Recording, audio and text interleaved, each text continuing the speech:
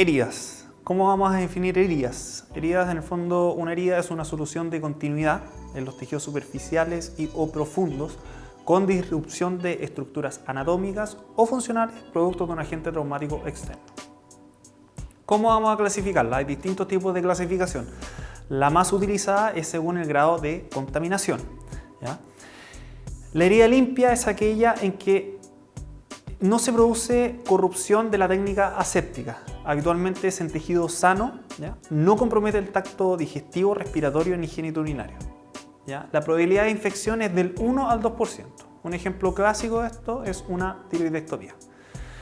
El otro tipo de herida es la limpia contaminada, ¿ya? Donde se transgrede una barrera conocidamente contaminada por microorganismos, es decir, se transgrede el tracto digestivo, respiratorio o genitourinario, ¿ya? La probabilidad de infección de esta herida es de un 2 a un 10%. Un ejemplo de esta herida es una apendicectomía. Tenemos la herida contaminada, ¿ya? Aquellas de origen traumático de menos de 6 horas de evolución, aquellas en que se viola la técnica aséptica y se transgrede alguna barrera conocidamente contaminada, ¿ya? En la cual el contenido toma contacto con la herida. Por ejemplo, si estamos operando una obstrucción intestinal, ¿ya? Y resecamos un poco el intestino y el contenido intestinal toma contacto con la herida, pasaría a ser una herida contaminada. La probabilidad de infección de esta herida es de alrededor de un 20%. Y finalmente tenemos las heridas sucias, ¿ya? Son aquellas que evidentemente están infectadas, contienen abundantes desechos, restos inorgánicos o pus, ¿ya? Y son aquellas heridas que también toman contacto con las deposiciones. La probabilidad de infección de estas heridas es de un 30 a un 40%. Tenemos otra clasificación que es según el aspecto.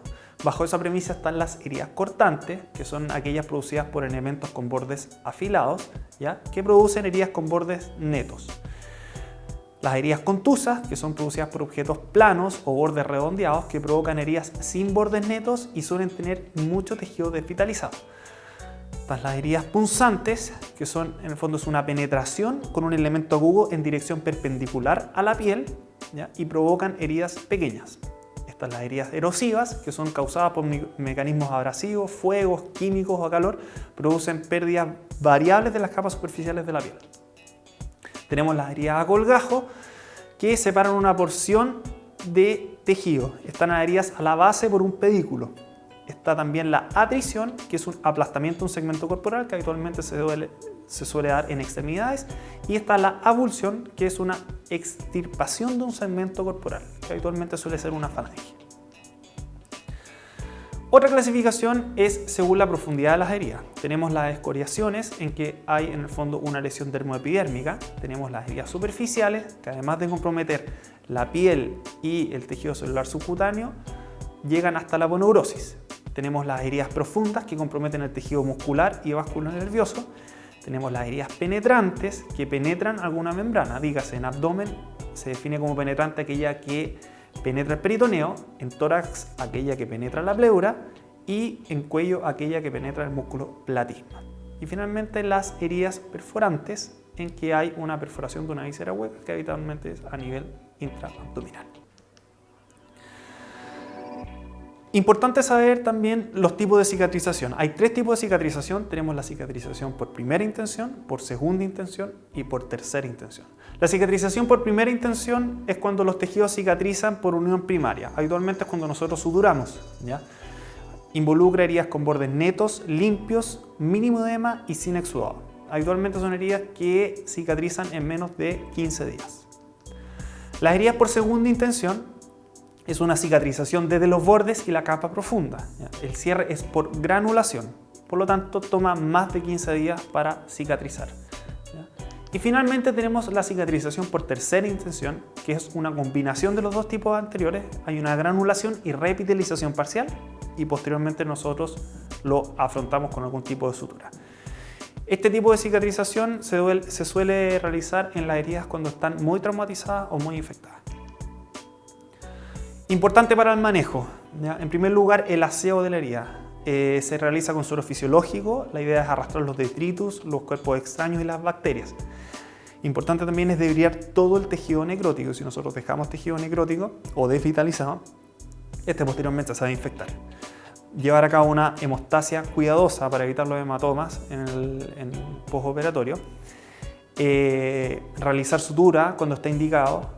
¿Cuándo está indicado? Cuando hay una solución de continuidad que sobrepasa la dermis, ¿ya? La idea es respetar los planos anatómicos, afrontar bien los bordes sin tensión, eversión o inversión.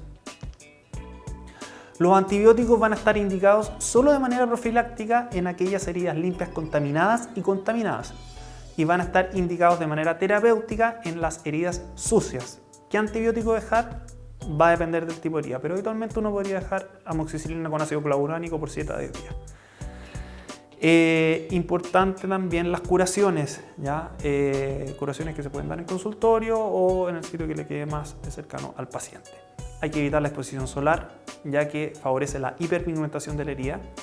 Y las suturas, cuando se retiran, va a depender del sitio en que estén colocadas. En la cara se retiran entre 3 a 5 días, en el cuero cabelludo de 7 a 10 días, en el tórax y abdomen de 10 a 14, en las extremidades superiores de 7 a 10 y en las extremidades inferiores de 10 a 14.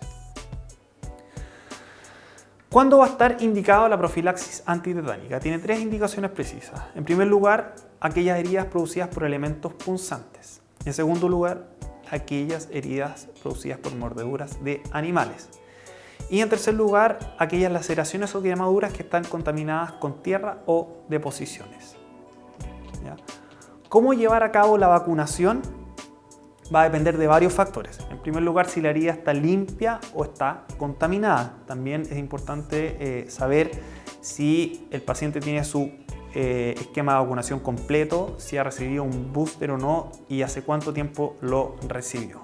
Dependiendo de eso, nosotros vamos a ofrecerle al paciente 3 dosis del toxoide diftérico tetánico o una dosis, y dependiendo de eso también vamos a ver si el paciente requiere una inmunoglobulina antitetánica. ¿Cuándo está indicada la profilaxis antirrábica? ¿Ya? Cuando hay una persona que está mordida por un animal mamífero silvestre, cuando existe una persona que fue mordida o estuvo en contacto con murciélagos, cuando hay una persona mordida por un animal vagabundo que desaparezca o muera posterior a la mordedura, y cuando hay una persona mordida, rasguñada o lamida en piel lesionada o mucosa por un animal sospechoso o diagnosticado rabioso. ¿Ya? Entonces, en este cuadro podemos ver las indicaciones nuevamente, que van a depender, por supuesto, si estamos sospechando que el animal es rabioso o no, ¿ya? Lo que recomienda el Instituto de Salud Pública es que el animal que mordió idealmente sea observado por 10 días. Dependiendo de su comportamiento, nosotros vamos a ver la necesidad también de vacunar o no.